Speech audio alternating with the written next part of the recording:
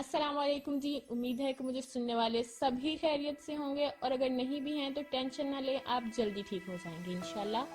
آج ہماری پہلی ویڈیو تھی تو ہمیں آنیسٹلی کچھ سمجھ نہیں آ رہا تھا کہ ہم کس بارے میں ویڈیو بنائیں۔ اس بارے میں ہم نے 2 ماہ پہلے کا سوچا ہوا تھا، لیکن ہمیں آڈیو ویڈیو ایڈیٹنگ کے بارے میں کچھ نہیں پتا تھا۔ ہم بہت کنفیوز تھے، ابھی بھی بہت کنفیوز ہیں کیونکہ ابھی بھی ہمیں کچھ نہیں پتا۔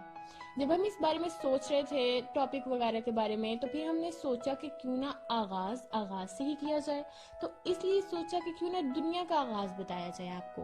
اچھا جی، تو آپ بتائیں کہ آپ کے خیال میں دنیا میں زندگی کا آغاز کس شخص سے ہوا؟ ویسے کچھ لوگوں کا یہ بھی ماننا ہے کہ دنیا میں پہلے بندر آئے اور پھر وہ آہستہ آہستہ انسان بن گئے۔ چلے ہم دیکھتے ہیں کہ بکس اس بارے میں کیا کہتی ہیں۔ قرآن مجید جو ایک الہامی کتاب ہے اور اب تک کی ایسی قدیم کتاب ہے جو اپنی اصلی حالت میں موجود ہے، اس کے مطابق حضرت آدم علیہ السلام دنیا کے پہلے انسان اور ہم سب کے باپ ہیں۔ حضرت آدم علیہ السلام کے بارے میں تو زیادہ لوگ اتفاق کر ہی لیتے ہیں، لیکن پہلے عورت کے بارے میں زیادہ تر اختلافات ہی ہوتے ہیں۔ لیکن قرآن پاک کے حوالے کے مطابق پہلی عورت حضرت حوا علیہ السلام تھی۔ حضرت آدم علیہ السلام کو بنانے کے لیے زمین کے ہر حصے سے ہر قسم کی مٹی لائی گئی، اسی لیے ان کی اولاد میں بھی ہر قسم کے لوگ شامل ہیں، اعداد کے لحاظ سے بھی، رنگ کے لحاظ سے بھی، فطرت کے لحاظ سے بھی، ہر لحاظ سے۔ اب جبکہ حضرت آدم علیہ السلام پہلے انسان ہیں تو ان میں کچھ اسپیشلٹیز بھی لازماً عام انسان سے زیادہ ہوں گی۔ ویسے کوئی نہ کوئی اسپیشلٹی تو ہر انسان میں ہی ہوتی ہے، اور بہت سے لوگوں کو ان کی اسپیشلٹی کا پتہ بھی نہیں ہوتا۔ ویسے اگر آپ کو اپنی اسپیشلٹی کا پتہ ہے تو مجھے ضرور بتائیے گا۔ اچھا جی، ہم حضرت آدم علیہ السلام کی اسپیشلٹی پہ واپس آتے ہیں۔ ہم کافی دور نکل گئے تھے۔ ان کو اللہ تعالیٰ نے خود بنایا، خود تعلیم دی، خود ان میں روح پھونکی اور فرشتوں سے سجدہ بھی کروایا۔ پیدائش کے وقت ان کا قد 40 میٹر تک لمبا تھا۔ انسان کی پیدائش 3 چیزوں سے ہوئی: پانی سے، ہوا سے اور بلڈ کلوٹ سے۔ حضرت آدم علیہ السلام کے سر کی جانب سے ان میں روح پھونکی گئی اور ان کا پہلا ایکٹ چھینکنا تھا۔ حضرت آدم علیہ السلام جمعہ کے دن پوری طرح وجود میں آئے۔ جب اللہ تعالیٰ نے فرشتوں کو حضرت آدم علیہ السلام کو سجدہ کرنے کا کہا تو ابلیس کے سوا باقی سب نے سجدہ کیا، لیکن اس نے نافرمانی کی، جس کی وجہ سے اللہ تعالیٰ نے اس پر لعنت بھیجی اور اسے مردود قرار دے دیا۔ اللہ تعالیٰ نے حضرت آدم علیہ السلام کو جنت میں داخل کیا جمعہ کے دن، لیکن ان کے پاس کوئی ساتھی نہیں تھا، جس کی وجہ سے وہ اداس رہنے لگ گئے۔ پھر ایک دن اللہ تعالیٰ نے حضرت آدم علیہ السلام کی پسلی سے حضرت حوا علیہ السلام کو تخلیق کیا، اور پھر دونوں جنت میں ہنسی خوشی رہنے لگ گئے۔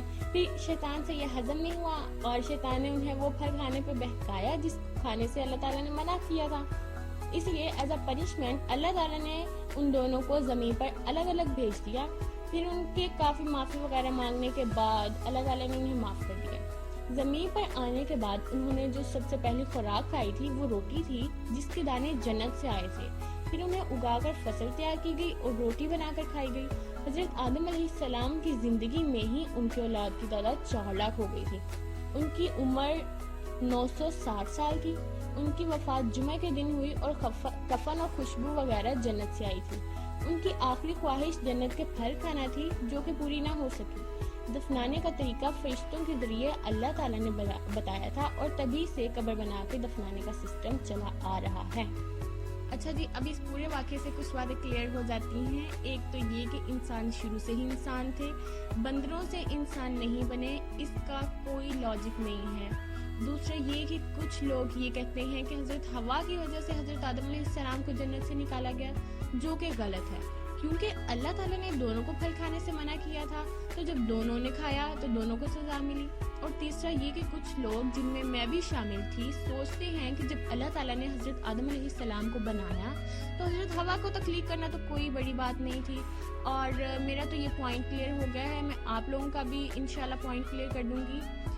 نو ڈاؤٹ اللہ تعالیٰ کے لیے تو کچھ بھی کرنا مشکل نہیں ہے، تو مرد کو تو یہ شرف حاصل ہے کہ اللہ تعالیٰ نے خود اس کو بنایا، لیکن عورت کے پاس یہ شرف نہیں ہے۔ اس کا جواب یہ ہے کہ اللہ تعالیٰ کو عورت کی بے پردگی بالکل پسند نہیں ہے، اسی لیے اللہ تعالیٰ نے عورت کو پردے میں اپنی قدرت کے ذریعے تخلیق کیا، نہ کہ فرشتوں کے سامنے۔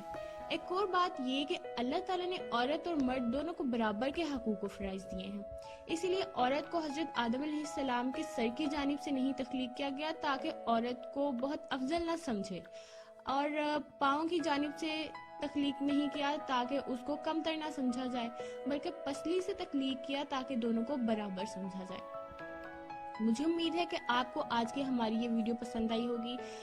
अगर आपने आखिर तक वीडियो देखी है तो थैंक यू सो मच। और अगर आपने मुझे कोई सजेशन देना है तो कमेंट करके ज़रूर बता सकते हैं। और 2 दिन बाद हमारी फनी वीडियो आ रही है तो उसे देखना मत भूलिएगा। वेट, लाइक एंड सब्सक्राइब करना भूल तो नहीं गए? ओके देन, अल्लाह हाफिज़, थैंक यू सो मच।